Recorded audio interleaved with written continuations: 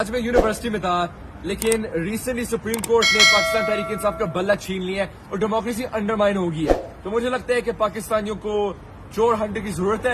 تو اس لیے میں آیا ہوں آپ لوگوں کو پریزنٹ کرنے کے لیے اس سپریم کورٹ کے جج کی لندن کی پراپرٹی. ابھی میں کوئی ملیشیس انٹینٹ سے آپ لوگوں کو نہیں دکھا رہا ہوں یہ پراپرٹی.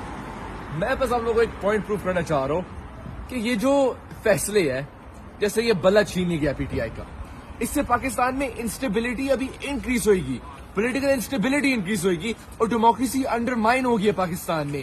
اور یہ لانگ ٹرم افیکٹس پاکستانیوں آپ کو کرے گے. اس سے یہ لوگ تو ایسے فیصلے کر کے یہاں لندن کی ایسی پراپرٹیز میں آ کے بیٹھ جائیں گے، ایون فیلڈ جیسی پراپرٹیز میں آ کے یہ بیٹھ جائیں گے. لیکن پاکستانیوں آپ نے پاکستان میں رہنا ہے. لیکن آپ لوگ فکر نہ کریں، جب بھی یہ لوگ ایسے فیصلے کر کے یو کے میں آ کے بھاگیں گے میں ان کو سنبھال لوں گا. اسے میں نے تو 2-3 سالوں میں بیرسٹر بن جانے ہیں انشاءاللہ. میں نے ان کو پھر کورٹوں میں بھی گھسیٹنا ہے. لیکن پاکستانیوں، پاکستان آپ کیا ہے؟ یہ آپ کا مستقبل چھین رہی ہے.